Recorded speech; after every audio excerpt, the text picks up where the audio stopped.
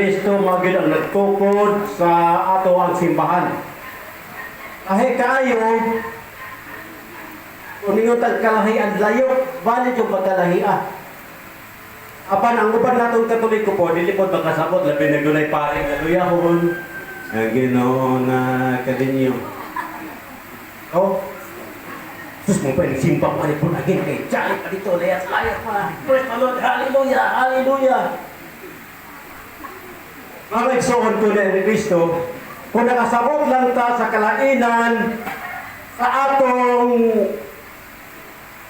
simbahan, labi na diya sa pagsaulog sa itong pagsimba sa Santos nga Misa, o ganang pagsimba-simba nila matag Domingo, layak-layat, lukso-lukso, hala, ili yun na, itang Katoliko, ano kita, ili kita maibog nila, pisiko sa pagkalami ang nilang ang praise and worship. Yes, Katoliko, ay si Lupino rin budalaan na, maibog ni praise and worship ko. Bulayat-layat ni sayo-sayo ni Brad Lupino. Yan na kutob.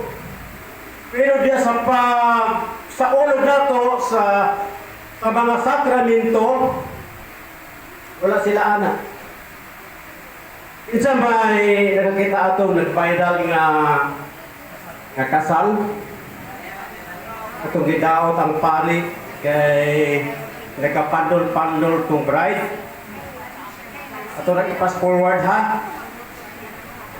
Akatekto sila nilang kasal to no.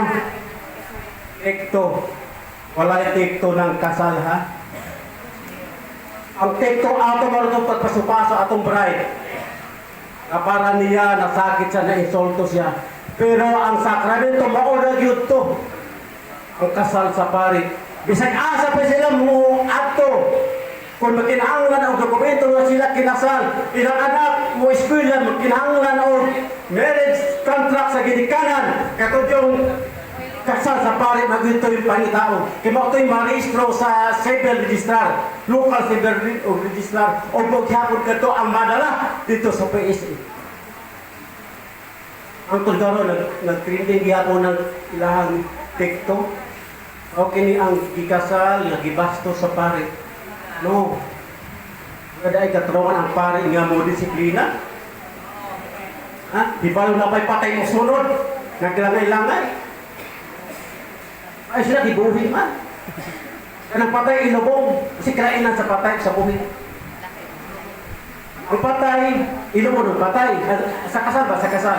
O sa krainan na to. Ha? Katong kuwan sa patay, ilubong man itong patay. Ito kasal, ilubong itong buhi.